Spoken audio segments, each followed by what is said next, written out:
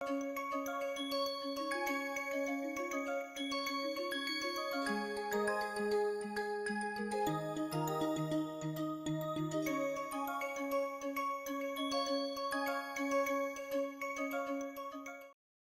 the last few classes we have seen the detailed process of steam methane reforming, the various steps involved, and we have seen that steam methane reforming, it is a highly endothermic reaction wherein the heat which is required for the reaction is supplied by means of burning the combustion of the methane, natural gas, which is also acting as a fuel in the various burners, and combustion of that natural gas results into the temperature, high temperature, which is required for the steam methane reforming reaction.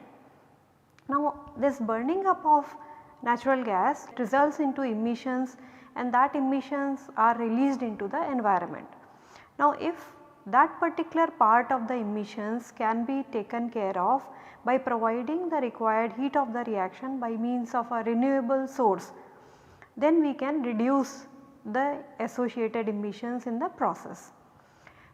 So if the energy which is required for the reforming, that can be provided by means of any alternate source like nuclear energy or solar energy or by means of electrical energy, in that case the emissions at the point of supplying the energy could be reduced in the process.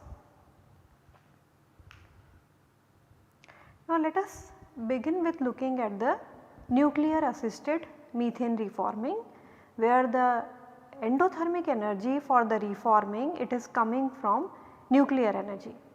Now if we compare these with the conventional SMR, then there are problems associated with the integration.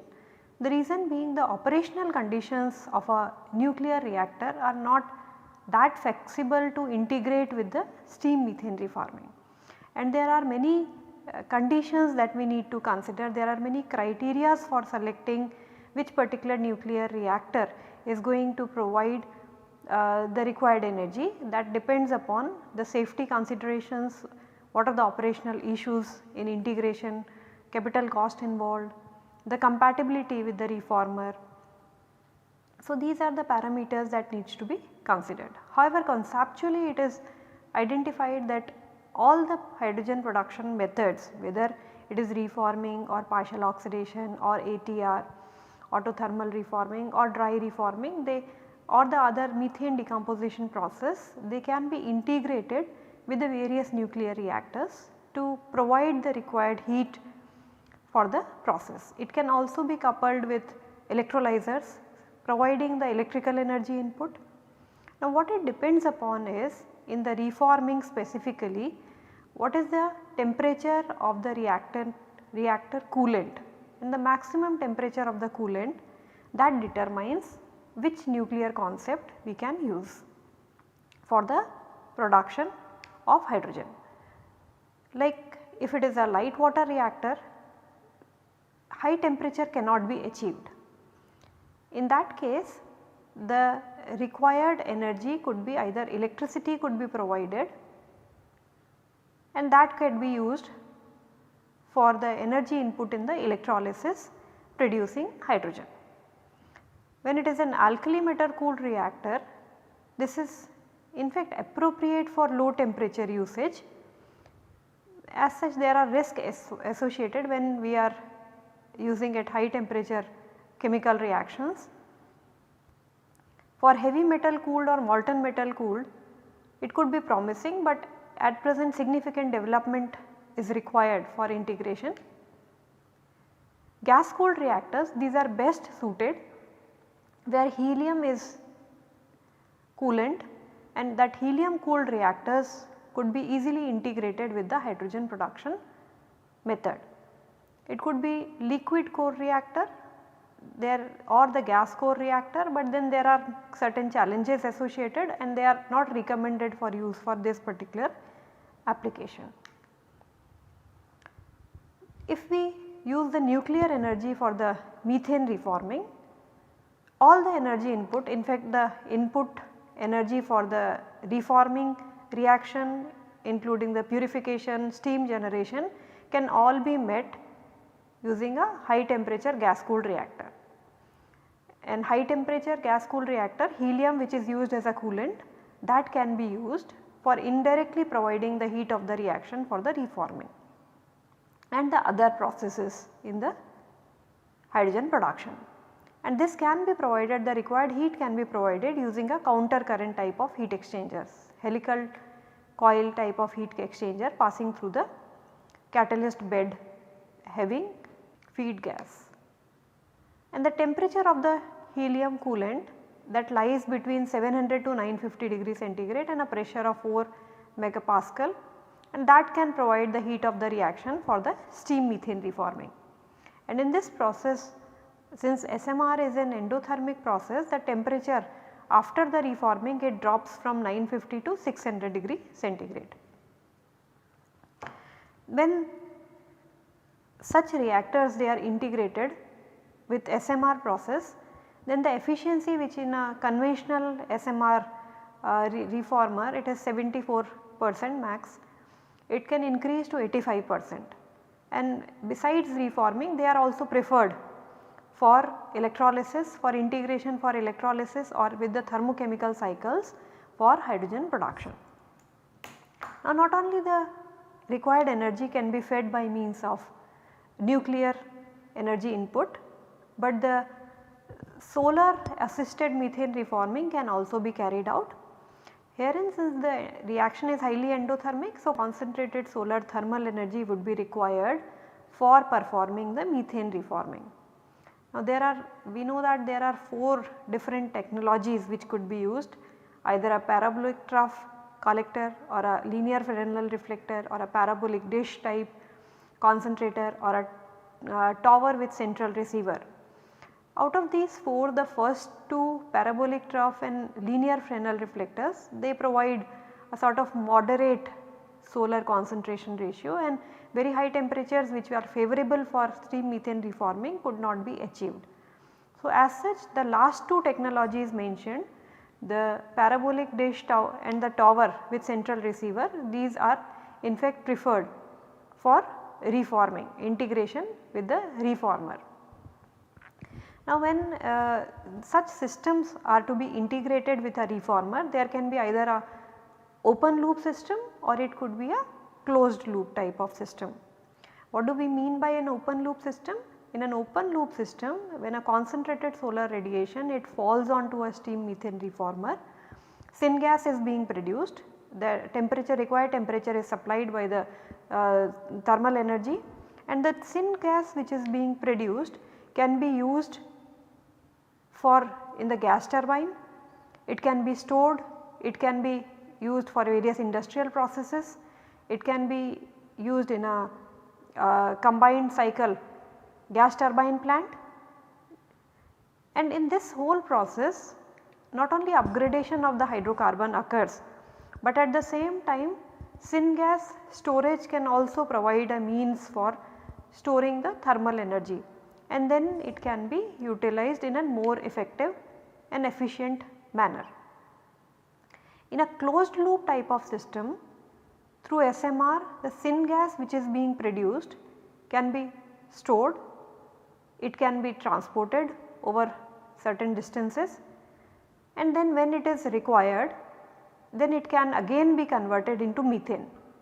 So initially the methane is converted into syngas, and that syngas can again undergo methanation process to convert it into methane, and then it can be used for various processes, whether it is process heat generation or power generation in a gas turbine, or it can be even stored for longer duration. So thermal energy when it is converted into chemical energy and in this form, and then it can be stored over a longer duration of time. That thermal energy which is being produced, that thermal energy which is being converted into chemical energy can also be transported in this mode, and then later on whenever it is required can be either used to convert again back into methane and in a gas turbine, either in a gas turbine, or it can be integrated with a steam power plant, or it can be used for high grade process heat. So, this is a closed loop wherein we started with methane, converted into syngas, again converted into methane and used for various applications. Now, how this solar heat integration with the reformer will take place? That can be by means of solar receivers, which can be either directly or indirectly heating the reformer to get the required heat. Now, this depends upon whether the solar heat transfer to the working fluid or the heat transfer fluid occurs directly or indirectly in the process. The indirectly heated receivers, herein the heat transfer to the working fluid that does not take place exactly on the surface which is exposed to the incoming solar radiation. That means it falls on another surface. The solar radiation, after being concentrated, they falls onto another surface. This is a opaque wall. Across this, the heat is being conducted from the outer wall to the inner wall, and from there it is being taken away by the working fluid or the heat transfer fluid, such that the feed gas, in this case reforming the methane and steam, when they react under these reaction condition, high temperature condition, they produce the product gas, which is syngas.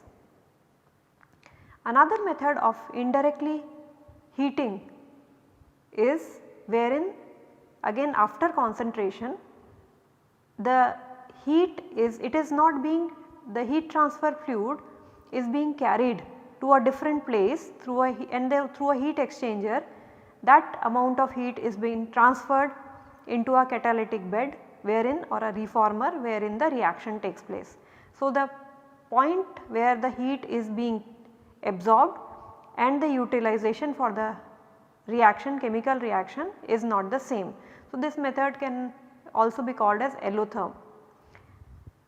A third method wherein again there is a catalytic bed, but it is not directly being heated, it is again indirect heating, an opaque wall from where the heat transfer takes place to the catalytic bed, and the feed gas being fed finally forms the product gas. Now, these mediums can be, which are heating the, which are providing the working fluid, can be either in the form of air, it could be a molten metal, it could be a molten salt. So, these working fluids can be used for heat exchange. It is also possible to directly heat the reformer. So, directly irradiated receivers are there, wherein there are stationary absorbers which absorb the radiations directly, and this category of receivers are known as volumetric type of receivers. So, there is an absorber matrix which absorbs the heat, solar radiations, and then they transfer to the working gas. So, this is a direct means of heating, but these absorbers needs to sustain the thermal stresses of repeated cycling of heating and cooling, and they should be thermally stable and structurally stable under those operating conditions. When the radiation is being absorbed by the materials, it is these absorber materials, and these are transferred to the gaseous heat transfer medium, then it is a direct type of heat transfer. And in using this particular method, since it is a direct type of heat flow, so high heat flux can be achieved in the process, even higher temperatures and better efficiencies can be achieved as compared to the indirectly heating. Now, these absorbers, various configurations, various materials can be used for absorber, and these are being directly getting solar radiations.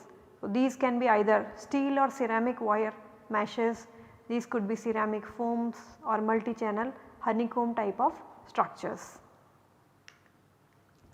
A significant amount of work has been carried out on solar based reforming, like some of the examples quoted here, like the indirectly heated reactors where in air, if it is used as a medium, then the projects like Spanish German project wherein they have used this allotherm heating concept and have derived a solar tower that they produced. So, solar driven tower that produced hot air which was at 1000 degree centigrade and 9 bar, and that supplied the required heat to the packed bed reformer. Now the reformer in various instances, it could be either a fluidized bed or it can be a packed bed type of reformer.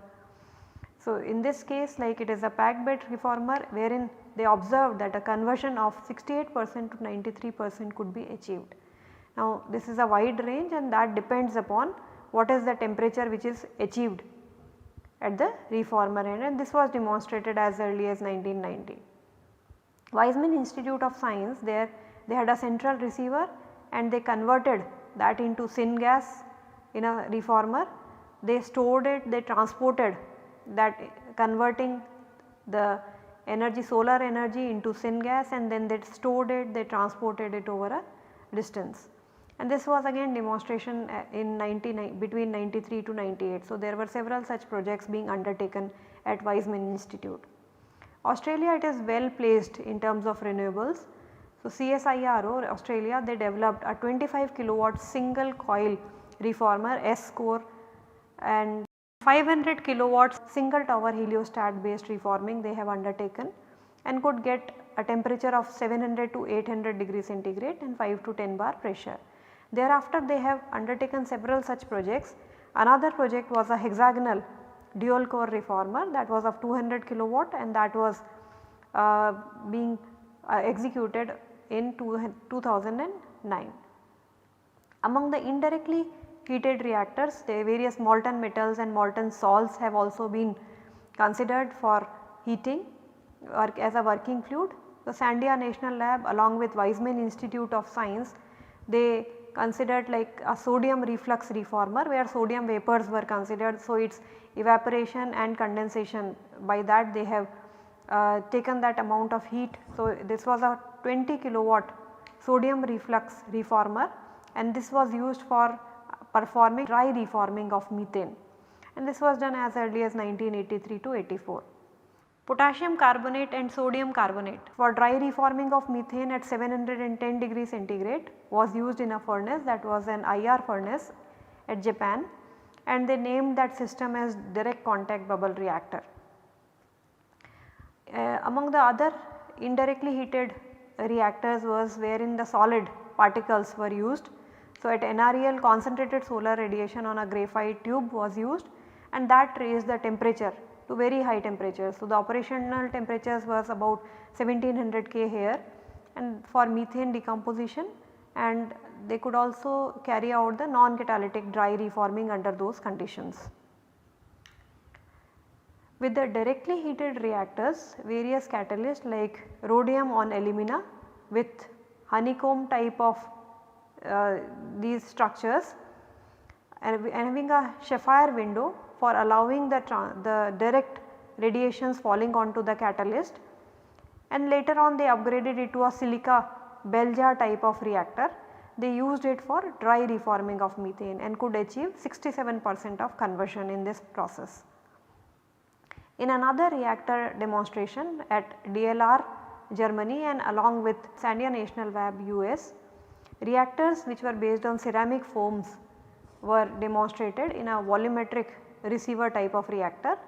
They had a quartz window and used catalyst rhodium on alumina.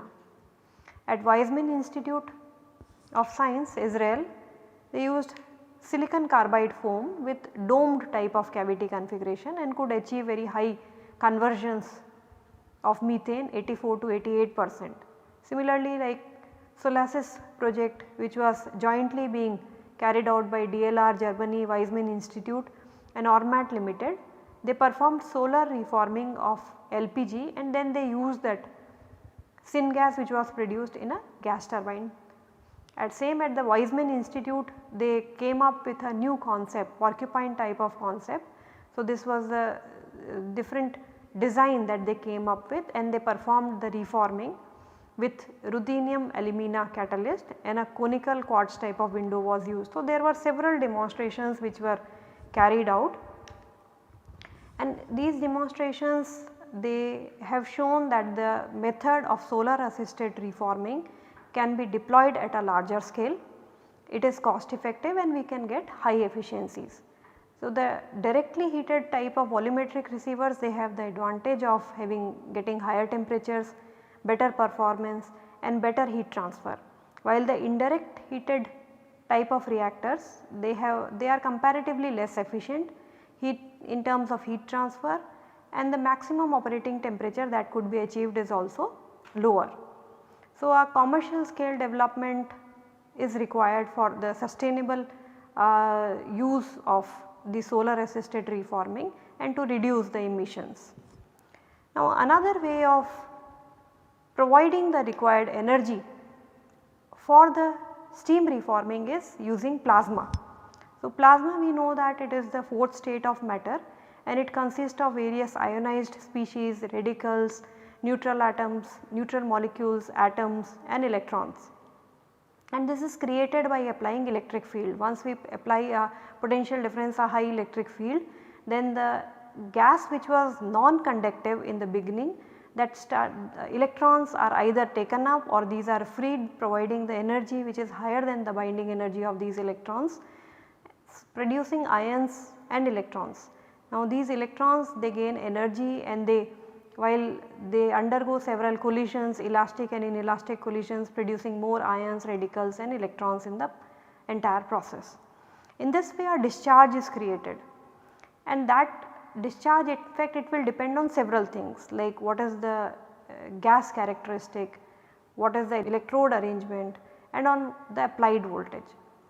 So, the plasma which is produced, that produces not only the required temperature for the reforming in our case, but it also provides several free radicals and ions that can also be used for the reforming process.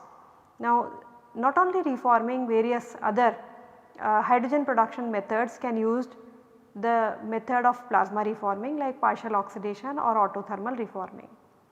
This plasma which is generated depending upon whether the temperature of the electrons and heavy particles other than electrons, ions, radicals, neutral molecules, these are called heavy particles because they are higher in mass compared to the electrons. Whether all of them they are having the same temperature, then it is an equilibrium plasma or a hot plasma or a thermal plasma. If they are at a different temperature, electrons are at a higher temperature compared to the other species, then it is known as non-equilibrium plasma, also called cold or non-thermal plasma. Now, thermal plasma, these are actually created at very high pressures and by applying a higher potential, by applying a higher power, and that power could be provided by means of either a DC source or a AC source or an RF source, and temperatures that could be achieved in a thermal plasma are high, about 2000 to 20,000 Kelvin. We could achieve very high energy density, and these could be created by means of either an arc or a plasma torch or an inductively coupled RF discharge. While the non-thermal plasma, these are comparatively created at a lower pressure, temperatures which are achieved are lower. The temperature, since it is a non-thermal plasma, non-equilibrium plasma, the temperature of electrons and heavy particles is different. So, the temperature of electrons is higher than that of the heavy particles. The power required for creating non-thermal plasma is lower. They have a lower energy density, where there are various examples depending upon what is the electrode geometry configuration. These can be either glow discharge type, gliding arc type. So, if the electrodes they are separated oppositely and then they have a varying gap. So, the arc starts from the shortest distance and then it moves towards the largest distance and it dies down and then again another starts. So, this is a sort of gliding arc type of plasma, or it could be dielectric barrier, wherein between the two electrodes there is a layer of dielectric. This can be on one of the electrodes. So, dielectric barrier type of discharge, or it could be a corona discharge, wherein one of the electrode is a sharp electrode and another one is a, either it could be a cylindrical surface and a pointed tip, or it could be a sharp electrode and another electrode could be a planar electrode. So, it could be a corona discharge. So, the discharge moves like a corona. as such the name comes, or it could be a pulse discharge wherein short pulses of high power are injected, and all these type of plasma could be used for reducing hydrogen. But with the non-thermal plasma, since the temperature which could be achieved are lower, the energy densities are lower, the heavy particles have a low temperature which is close to ambient, only electrons they are at a higher energy and higher temperature, and they undergo they perform the reaction. So, as such the conditions are such that a catalyst is required so as to induce the reaction, so as to excite or so as to provide the required activation energy to the inert reactants of the reforming for hydrogen production. And the temperature in case of non-thermal plasma, it lies in the range of 600 to 1000 Kelvin. So, if you look at the non-thermal plasma, these are like the low pressure, low temperature, and a catalyst is always required with non-thermal plasma, so that the temperature of the reaction could be achieved, which can be reduced with the help of catalyst. But the presence of catalyst can also cause a change in the pathway of the reaction, because the active species which will be created, they all get absorbed onto the catalyst surface. And with the presence of catalyst, it can change even the discharge characteristics, like the ionization and dissociation characteristics can get improved. And the actual chemical reactions that will take place will be by means of the energetic electrons.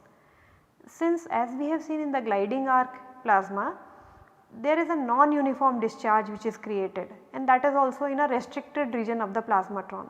So, that in fact limits the conversion process in the plasma reforming, non-thermal based plasma reforming. As such, the complete conversion or breaking up of CH bond is difficult, and that also depends upon what is the electron energy involved. Like, in spite of complete breaking up of the CH bond, it can even lead to formation of lower hydrocarbons, and that depends upon electron energy. For example, if the electron energy is comparatively higher, then hydrogen could be removed such that it can lead to even formation of acetylene. However, if there are lower energy involved, then even that hydrogen could not be removed, and then it can even result into formation of ethane. Certain amount of energy also goes in heating up the catalyst bed in the non-thermal plasma. While in case of thermal plasma, since the temperature involved in the process are high, the energy densities are high, that can provide the sufficient energy for breaking up of CH bond. As such, in the thermal plasma reforming, we can get solid carbon and hydrogen as the product.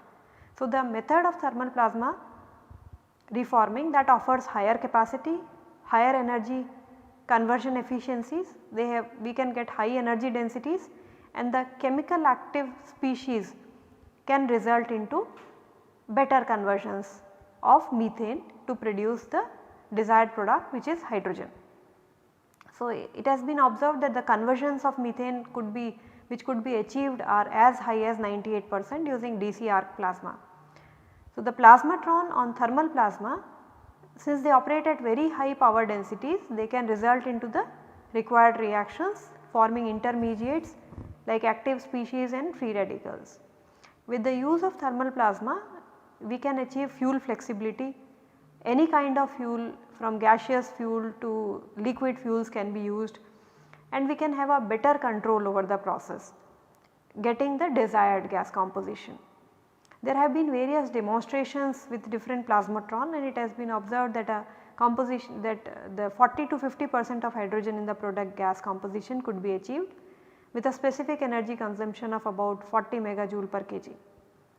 Since this is reforming is a highly endothermic process, so better conversion we can get with thermal plasma method compared to the non-thermal plasma, and that also with the RF or microwave power.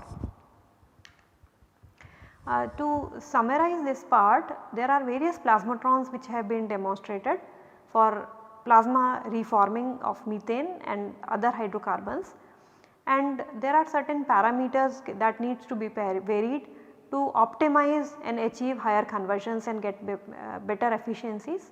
With the plasma reforming there are several advantages compared to the conventional reforming, like we can achieve faster reaction. So, the start time is less, the reactors reformers are smaller and compact because we can achieve higher energy density and even short residence time. Wide range of fuels can be used for reforming using plasma reforming. We can have a good control over the process because this is requiring an electrical energy input. At the same time we can get a good control over the output gas composition or the product gas composition, because the density of species generated can be controlled. It can be controlled by gas flow rate, feed gas composition, by the power of discharge. At the same time the poisoning of catalyst is less, the tolerance to poisoning in the plasma reforming is higher, and the carbon deposition tolerance is also higher. However, there are certain associated disadvantages, like we have to depend on electrical energy and the hydrogen which is produced is at a lower pressure. We can increase the pressure, but then there are challenges associated with the erosion of the electrodes and its life reduces because of the less reduced arc mobility. So, we have seen that how we can do steam reforming with the use of alternate energy sources like nuclear or solar or by means of electrical energy input using plasma reforming. Thank you.